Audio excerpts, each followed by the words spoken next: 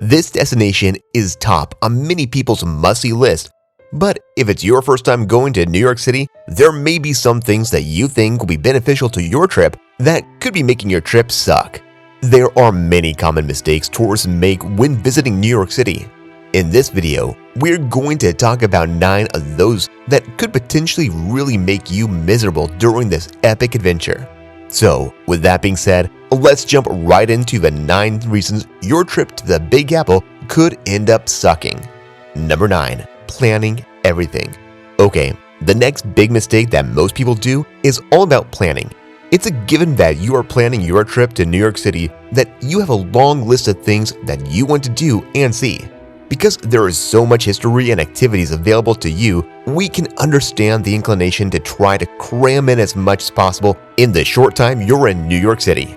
But this puts pressure on you and can lead to disappointment if activities don't get checked off.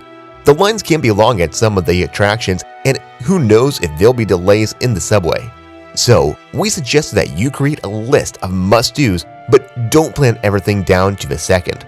In other words, have that list handy and try to find ways to fit in as much as possible without tiring yourself. Having tips that can help you do this is vital. For instance, if you're looking to see the skyline in New York City, instead of going to the places everybody tends to go to see the skyline, like Dumbo, try the Brooklyn Heights Promenade. It is much more of a local place, and you'll still get some pretty stunning views of the iconic New York City skyline. Number 8. Getting to your hotel.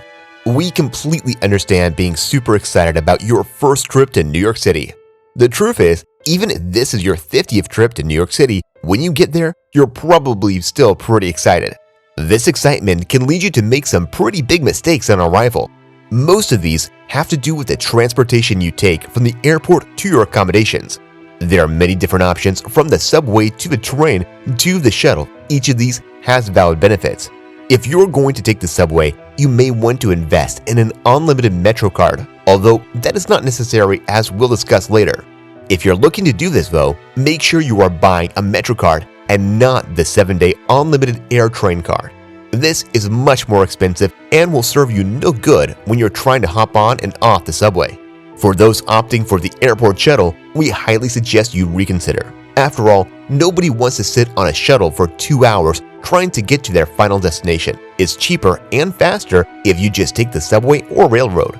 If you're someone who's traveling a little heavier, you may want to just go ahead and pay for an Uber, taxi, or even something called Revel. The Revel is a Tesla that is stationed at the airport that you can rent and utilize to drive into town. Number 7. Avoiding the subway. Over the past several years, there's been a lot of news coverage on incidences that have happened in the New York City subway. Because of this, many tourists, when they get to this destination, are afraid to take the subway and steer clear of it. But the subway may be the best way to connect and give you the most efficient routes to some of the key areas or sites and activities. On top of that, it is more efficient than many of the other transportation, keeping you from being on your feet all day, every day during your New York City adventure. There is more connectivity, as we said, as well as allowing you to have more time management efficiency. Don't, of course, take the subway at night by yourself. This could be very dangerous, but during the day, it may be just a way to get from place to place so that you can check off more of those must-see on your list. Number 6. Not understanding the subway system. Piggybacking off our last mistake, we highly suggest you utilize the subway system to get around. To do this, though, you have to understand the subway system. Otherwise, you could wind up making some pretty big mistakes and sabotaging the time efficiency that comes with utilizing the system. For instance, many smaller stations have separate entrances regarding uptown and downtown connections. If you swipe yourself into the wrong direction, you're going to have to step back out and then find your way back to the right station. This could potentially delay your day and plans, plus it wastes $2.75. Some other things that you need to understand about the subway system are in relation to those unlimited Metro cards we have mentioned in the first mistake. You can, of course, purchase to get from place to place, but it's not necessary anymore. There is a system called OmniPay that allows you to do it with any of your smart wallet. An even bigger plus to this is that after you have used your smart wallet for 11 rides, the rest of your rides for that week are free. So basically, you're getting an unlimited pass anyway, and you don't have to pay anything extra. One last note, we'd like to discuss for you to understand the subway system. If you come into a car and it is empty, or you're in a car that's packed and there's a row of free seats, it's probably advisable to stay away from those since the locals don't seem to want to go into them. There may be an issue you don't see at first glance, like something spilled or another issue. Number 5. Strategically plan.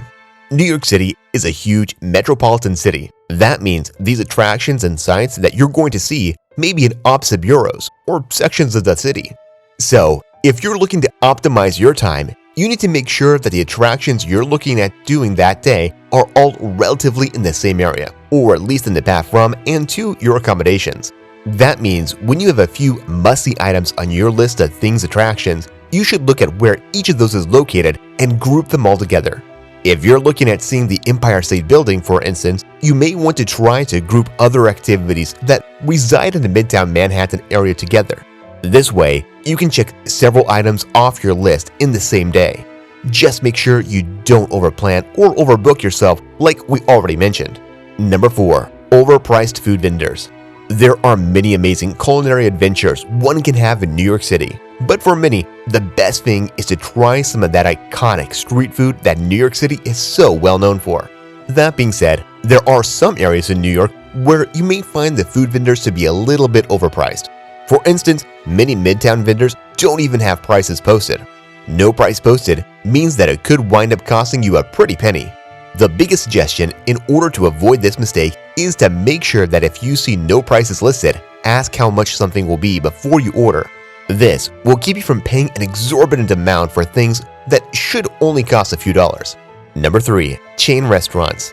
If you're anything like us, then you probably are pretty excited about experiencing some of the wonderful culinary adventures available to you in this food mecca. But we also understand that sometimes when you're traveling, something that you're familiar with is much easier decision because you know what you're getting into. That being said, we highly suggest you stay away from chain restaurants and instead try to eat as locally as possible. There are plenty of options that will give you the same type of food, but with a more authentic and traditional New York style flair. We're positive that if you stay away from chain restaurants, you're probably going to have some of the best food you've had in your whole life while visiting the Big Apple. Number 2. No cash on hand.